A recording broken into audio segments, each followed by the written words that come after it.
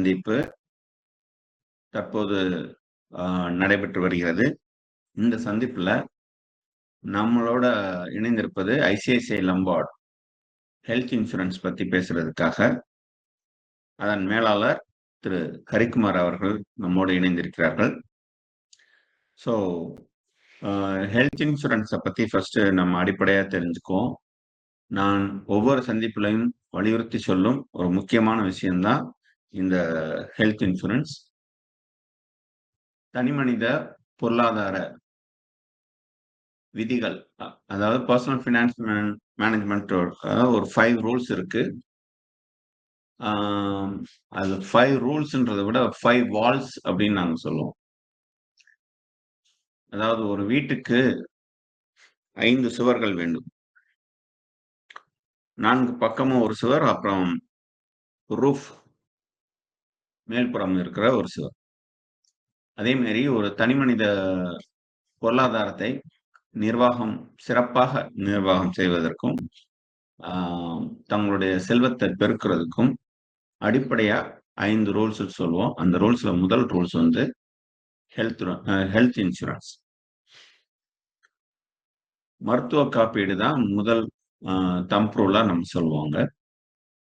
அப்போ மற்ற ரூல்ஸ்லாம் என்னன்னு கேட்டீங்க அப்படின்னா, ஆயுள் காப்பீடு, சேமிப்பு, முதலீடு, அப்புறம் வந்து ஓய்வூதிய திட்டம்.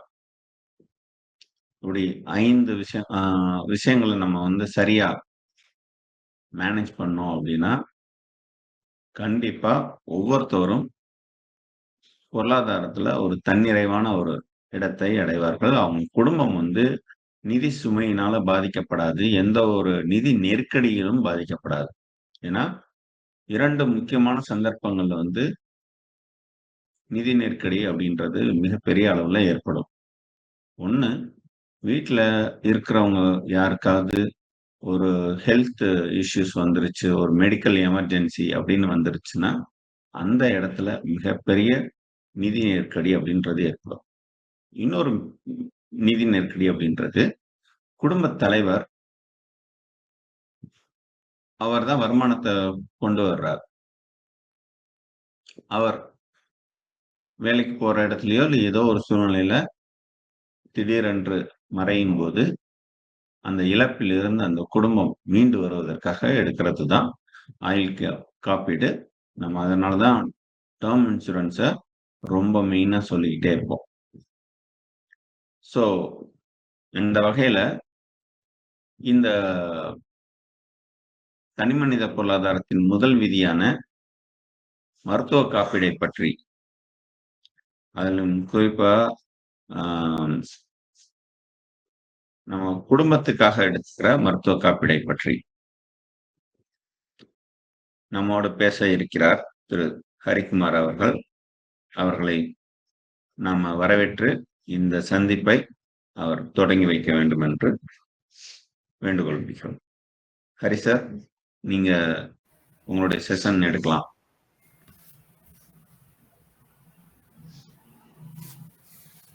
Sir, thank you sir. Okay. Good evening team. Sir சொன்ன மாதிரி முதன்மையானது மருத்துவ காப்பீடு. ஸோ நான் வந்து ஃபஸ்ட்டு பேசிக்காக ஹெல்த் இன்சூரன்ஸ் எப்படி ஒர்க் ஆகுதுன்னு நம்ம சொல்லிடலாம். இப்பொழுதைக்கு ஹெல்த் இன்சூரன்ஸ்னால் எப்படின்னா, பாலிசி எடுத்த மொதல் நாள்ல இருந்து ஆக்சிடென்ட்ல ஏதாவது நடந்தால் நம்ம வைத்திய செலவு பார்த்துக்கலாம், ட்ரீட்மெண்ட்டுக்கு எலிஜிபிள் ஆயிடும். Only accident means road accident, current shock அடிக்கிறது, பாம்பு கடி, பூச்சிக்கடி, படிக்கட்டிலேருந்து தவறி விழுகிறது, எனி கைண்ட் ஆஃப் ஆக்சிடென்ட்டுக்கு Day 1 கவரேஜ் நம்ம கொடுத்துட்றோம். 30 நாள் முடிஞ்சதுக்கு அப்புறம் புதுசாக எந்த டிசீஸ் வந்தாலுமே நம்ம ட்ரீட்மெண்ட்டுக்கு அலோவ் பண்ணிடுறோம். முன்கூடியே ஒரு வியாதி இருந்தால் அதுக்கு 3 வருஷம் நம்ம வெயிட்டிங் பீரியட் கொடுக்குறோம்.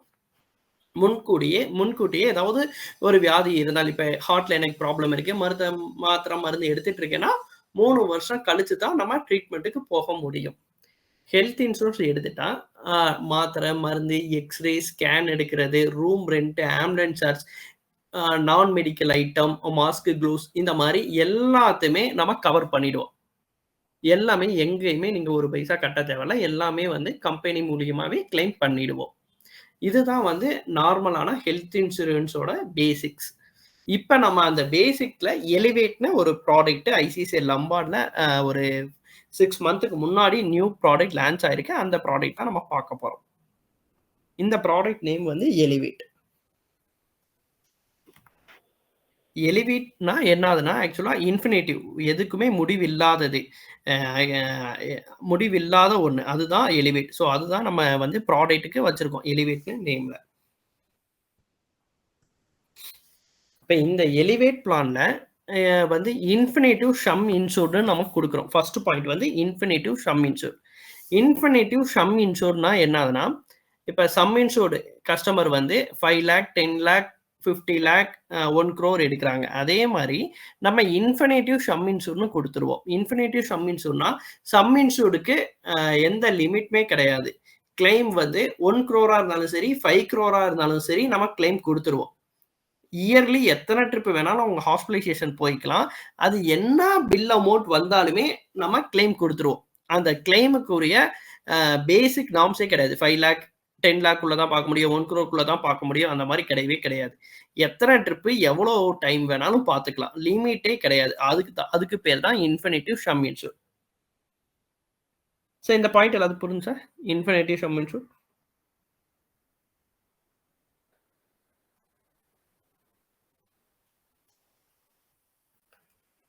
சுரேஷ் சார் பார்த்துங்க சார்.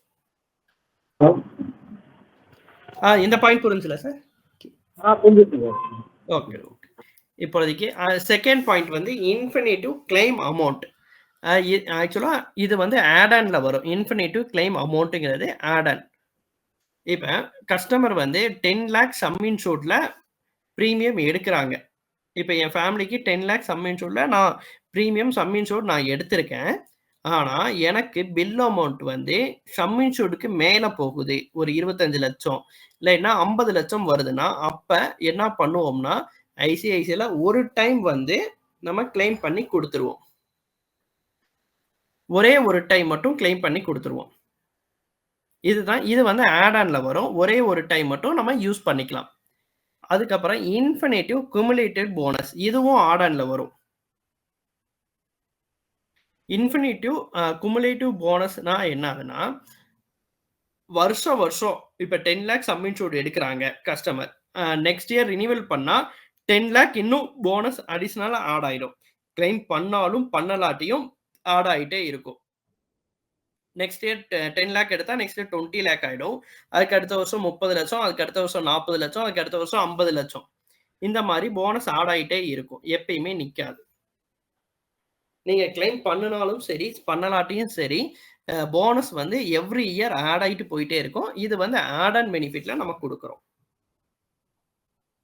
4த் point infinitive assurance. இதுக்கு பேர் வந்து ஜம்ப் ஸ்டார்ட்ன்னு சொல்லுவோம். இது எப்படி ஒர்க் ஆகுதுன்னா, முன்கூட்டியே சுகர், பிபி, ஆஸ்துமா, ஒபிசிட்டி இந்த ப்ராப்ளம் இருந்தால் இந்த ஆட் ஆன் நம்ம குடுத்துட்டோம்னா, இந்த ட்ரீட்மெண்ட்டும் 30 நாள் முடிஞ்சதுக்கு அப்புறமே நம்ம பார்த்துக்கலாம். அதாவது பிஇடில sugar, pressure, asthma, thyroid, obesity இந்த 4 ப்ராப்ளம் இருந்தாலுமே வந்து நீங்க 30 நாள் முடிஞ்சதுக்கு அப்புறமே பார்த்துக்கலாம். ப்ரீ எக்ஸிஸ்ட் டிசீஸ் இருந்தாலும் பரவாயில்ல. 30 நாள் முடிஞ்சதுக்கு அப்புறம் நீங்க ட்ரீட்மெண்ட்டுக்கு அலோவ் பண்ணிடுவோம். அதுக்கப்புறம் இன்ஃபினிட்டிவ் ரீசெட்.